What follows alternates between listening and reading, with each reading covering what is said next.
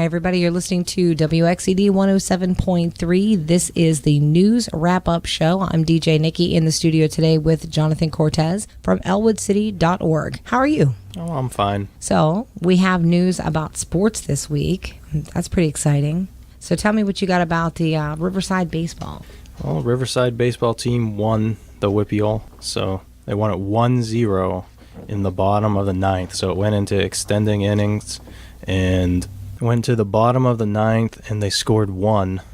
And that's crazy. Ended the game. So let's see, I got written down here. It was Braden Bentel who hit the RBI that sent Colby Wolf to home. And somebody submitted a video that they took. There was the catcher had the ball. Wow, so it was like just right in the nick of time. Yeah. Well, that is like a nail-biter game right there. That's crazy.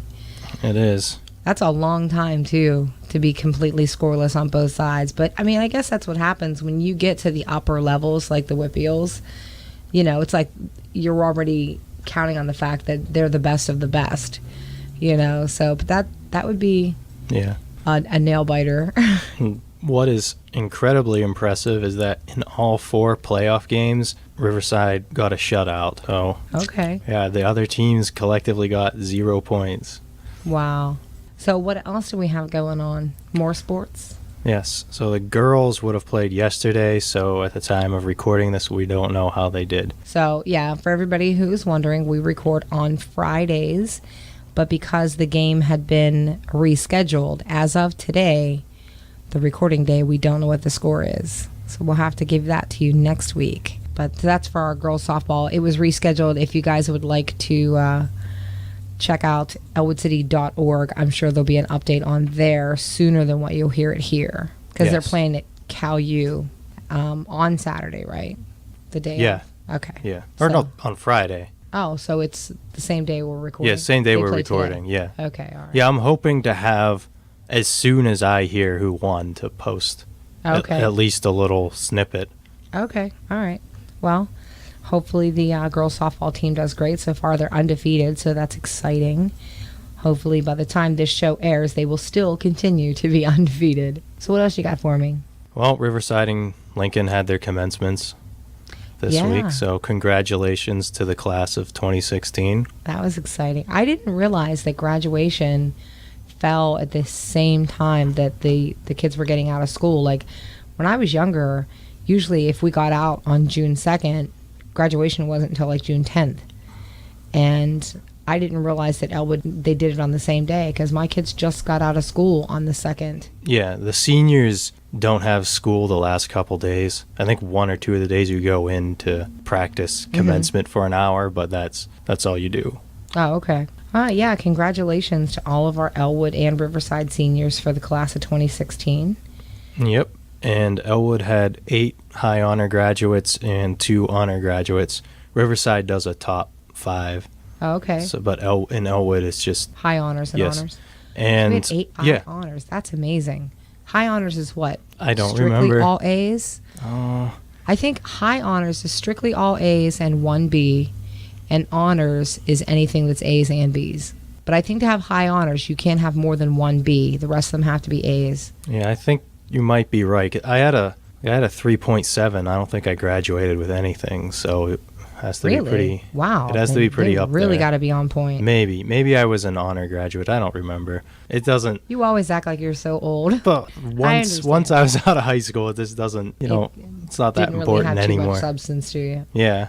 But I'm sure for the people graduating, it means a lot right then. Yeah, it does. Yeah, and I'm sure it looks great on a college application. Yeah, if you want to go to a superior college, then those things matter.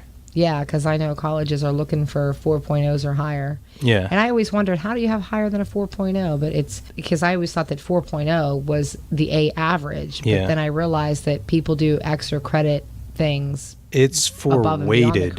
High school has weighted classes where you get 4 points for an A, 3 for a B. In a weighted class, you get 5 points for an A. That's how that works. Now I get it. All so like not all honors classes, but a lot of honors and AP classes will be weighted.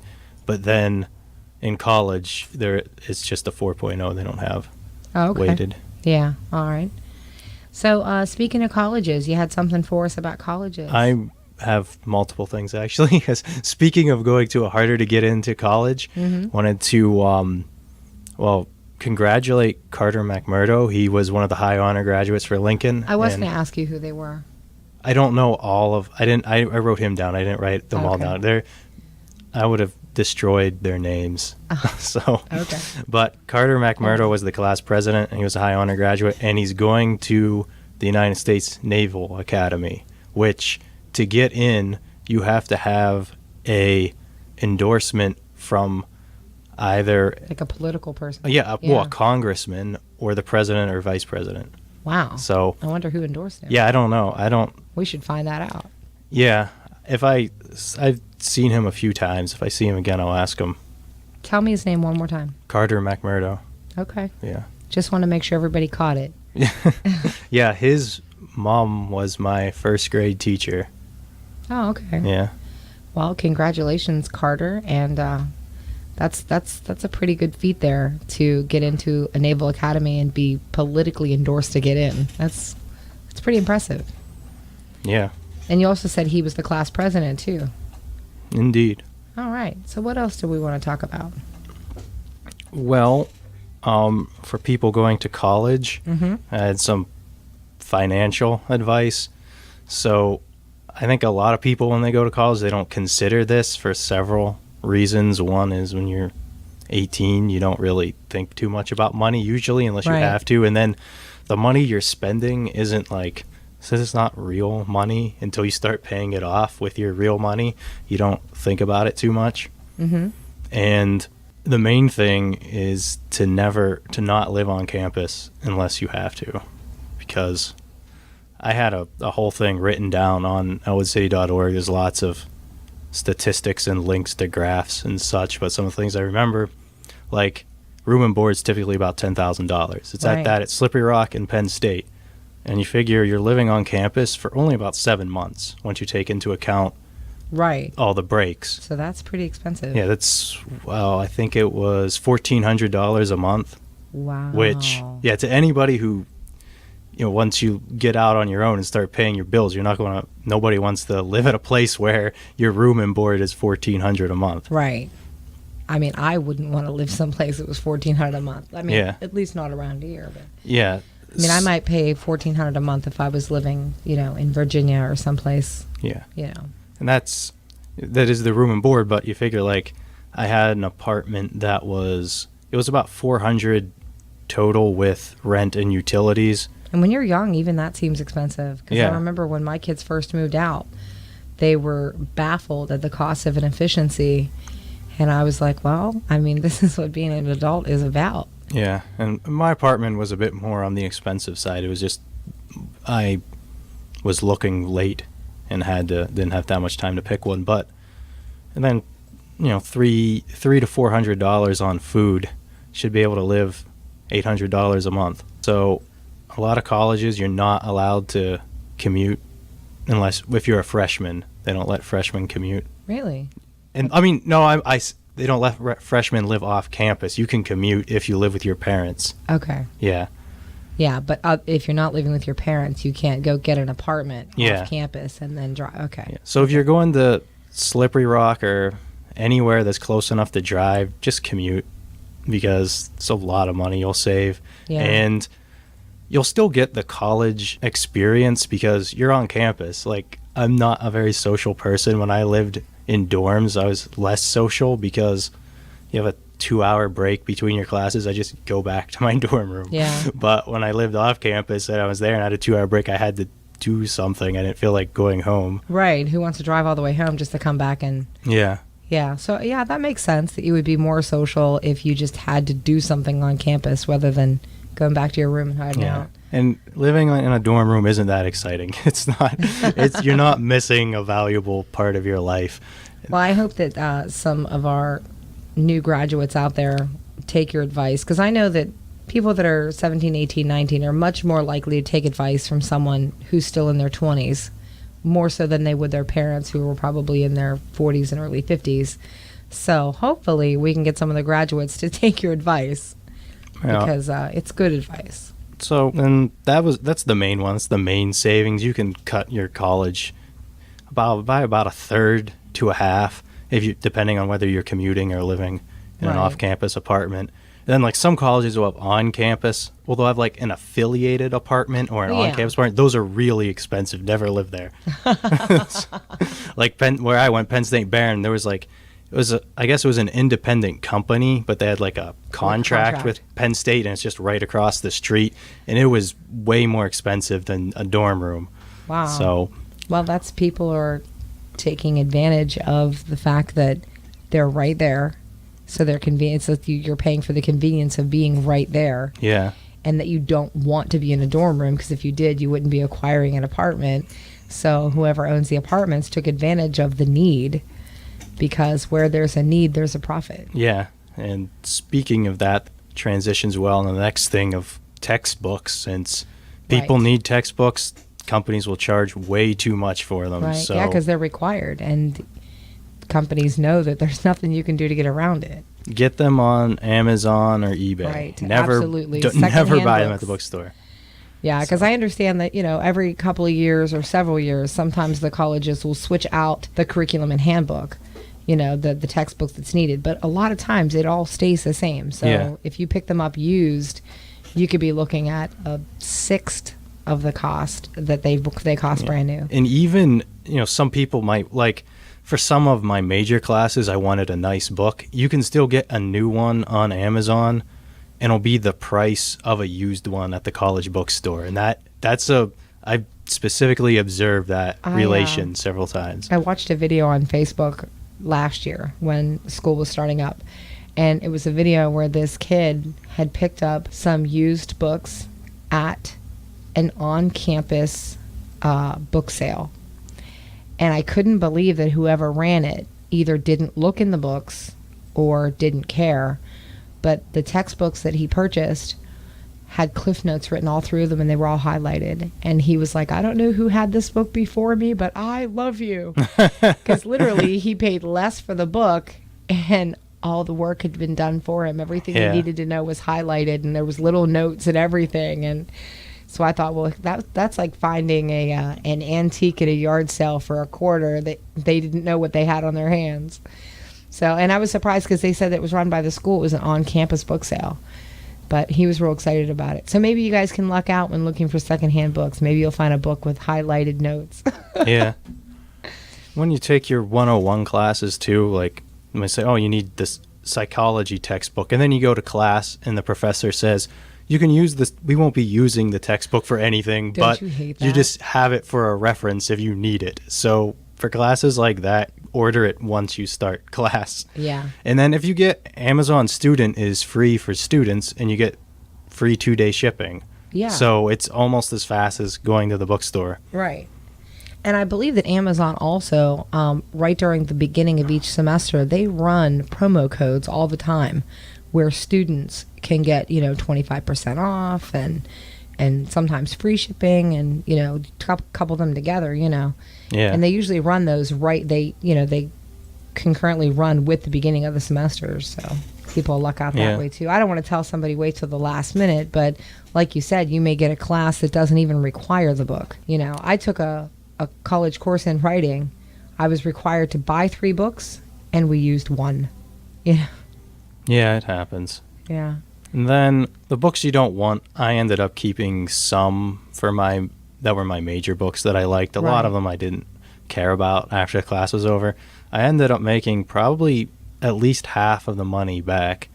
By selling them Yeah. to someone else. Yeah. Yeah, I usually sold them on Amazon, which can be a bit of a pain because you have 2 days after you sell it to take it to a Yeah, but you can take it to like a Staples. yeah, you can take it to You can Staples. I ship usually out. took it to the post office. Yeah. But to wherever. And then the other big thing is, as soon as you can, to start paying off your loans, because Absolutely. because absolutely. I think a lot of people just have the mentality of, well, I'll pay it off when I get a When job. I get a job, that's But what they it's- think. One, you might not get a job as Right soon as you away, think you're going right? to, and 2, it's compound interest, which Right. So you are is- paying. The longer you wait, the Yeah. more you pay. yes.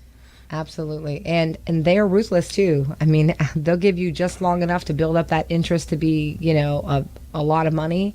And then when you finally do get a job and you think you're going to get an income tax return, guess again, because they will take every last penny of it. Yeah, if you're not Right. if you're not paying off.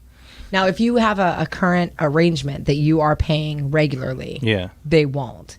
But if you get into a position where you haven't paid in a while, they will take every single last penny of your tax return, because school student loans, they take precedence. I mean, honestly, even over child support. That sounds ridiculous. But when you file income tax, I mean, God forbid you may be delinquent in both, but they will take student loans before they'll take child support. And I thought that was absolutely shocking and mind-blowing to me. But yeah. Yeah, there are very few ways to get forgiven of them. Bankruptcy doesn't do it. Right. You can get them forgiven by working government jobs or nonprofit things, but that takes several years, and it's yeah. not something that everybody can do with their profession. Also, I guess severe disability, long-term disability is one of the only ways you could get out of it. Yeah. If you I mean, if you went to college and then say you were in a car accident Yeah. and you were physically enabled to work, then that would give you a reason to be forgiven for your loan. But that's kind other of than that, the government pretty much insists that you use your education to get a job and pay back the money. yeah. So make sure you pay on the ones with the highest interest. That's Pay them down first. something that you don't. I mean, I guess you can learn it in some classes. Like I took a business math class in high school, but I didn't really absorb any of it. It wasn't until later on in college that I started learning all these life Right. things about how to pay off your credit cards and loans and such. And So that's yeah. really when it's important, because, everybody, when they first hit, 18, 19, 20 years old, they don't really have the mentality that credit's important, but they're offered so much credit at that Oh, age yeah. that a lot of them destroy it before they really need it, because then what happens is you hit 30 and you want to have a family and you want to buy a house and you want to drive a new car, and they don't realize that those 10 to 12 years are so important to build your credit and not destroy it. And it's hard. By the time you get to the mental mentality to really know how important it is, it may already be wrecked. So the best advice to somebody who's young and just graduating, listen to Jonathan Cortez. And then just like a $50 payment a month while you're in school on your loans will save you $1,000 or so dollars later on down the life, because it's $50 that won't be accumulating interest. And if they start paying on their student loans as soon as they start school, it really shouldn't seem like a whole lot. When you say $50 a month, you're talking about like $11 or $12 a week. Yeah. I mean, it has some odd change in there, but it's like, that's nothing. That's like, if you're going out to McDonald's, that's like one trip to McDonald's for a college student. Yeah. I mean, so- $12 is nothing. So if you think about it that way, but considering those little tiny droplets will all collectively together add up to your loans being paid off and saving you probably 1,000 or thousands in interest. So it's a smart advice that you can give those kids. Yeah. I know they hate to be called kids, though. Those young people. I feel really old now. I feel like an old person. I feel like I should be saying, back in my day, I walked 2 miles uphill both ways. Yeah. So I guess the last thing of advice, but nobody's going to listen to this anyway, is to not party I too was much. just going to say, you're going to say the P word, aren't you? Yep. But nobody's going to listen. They won't. I mean, it's almost like a rite of passage, especially for students who have done so well in school, because they've strived to stay in a stringent line, to get to where they're going. So Yeah. when they get that first taste of freedom, sometimes they go a little overboard. And the only thing that you can hope for as a parent or friend when you see somebody do that is that the intelligence that got them that far will kick back in, and they will realize that partying is a temporary thing, and a lot of times it leads to disastrous consequences. Yeah, there's nothing wrong with it in moderation, but Exactly. it's the difference between, every Friday night and every Every weeknight. day. Yeah, there's So- a difference. Once a week, every day. And Big it's just difference. it's something that never appealed to me. I don't quite get the mentality of it because it just seems like a waste of time to me. And And yeah, and it's a waste of time because I don't know. There's so many other constructive things that can be done. If you went to a party every night and you were there for 3 to 4 hours at the end of the week, you're talking about more than a whole day out of your week has been wasted. Yeah. And when I say a day, I mean 24 hours. So, when you think of how many things, I know how many things I can get done in 24 hours, and I definitely don't have 24 of them to waste in a week. And, socializing is something that you'll do your whole life. But again, in moderation, you'll find much more constructive time to get things accomplished. yeah, even things that are social that just don't involve partying. Right. And nobody's saying that you shouldn't party at all. Just don't let it consume what you're doing. Yeah, because we all meet the people in college that you never see them go to class, and then around the end of their first semester, like, oh, I'm failing all of my classes. Right. And like, well, why are you even here? Why, this is a lot of money. If you just wanted the party, just move nearby and come to the frat houses every day. Right. Yeah. So the education expense, the book expense, the living expense, all that. I mean, even if, some of the students are there on scholarships or their parents have finagled a way to financially cover that, it is a big slap in the face to the people who have put you there and paid for you to be there, for you to not utilize the opportunity of getting an education. So, I know that my kids, when they were right around 18, 19 years old, they thought that I knew nothing, and they didn't have that, respect of caring, whether they insulted me or whatever. And then they quickly turned around. By the time my kids were 22 and 23, then all of a sudden they grasped the concept of, hey, I'm sorry that I made you feel, this way, or I'm sorry that I didn't take your advice.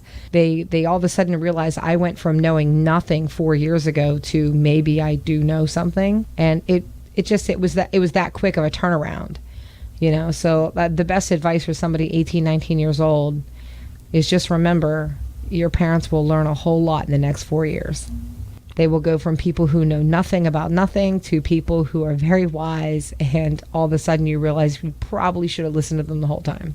I have no comment on that comment. You never went through a phase where you just felt like your parents didn't know anything, and then you thought maybe they knew what they were talking about? You never went through that? No. I feel like my parents know what they're talking about when they know what they're talking about. And Okay. that's how it's always been. Okay, so you've always accepted your parents' good advice to be good advice? And their bad advice to be bad advice. Okay. Yeah. Fair enough.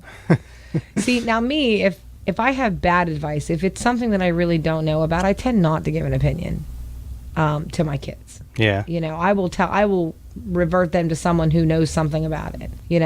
If my kids ever ask me, anything about politics, like, hey, what should I do? I would tell them, go talk to somebody who is up on everything that's going on and can give you a better opinion, because I'm not.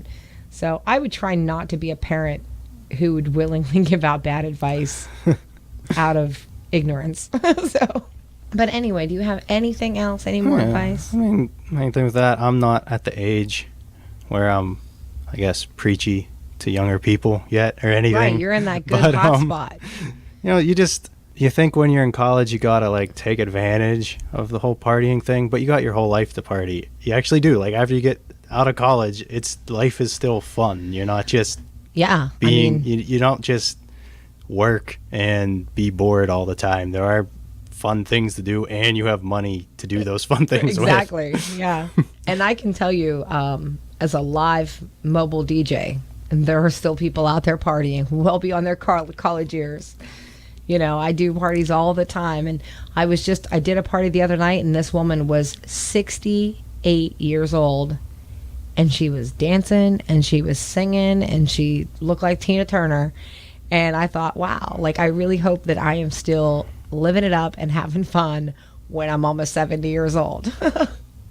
So life is what you make of it. Just best advice, make good decisions early on so that the rest of your life is easier to go and have fun and have money and do the things you want to do. All right, anything else on the wrap up this week? That's a wrap up. All right. I will see you next week. That was Jonathan Cortez from elwoodcity.org. This is DJ Nikki from WXCD. Thanks for tuning in to 107.3 FM.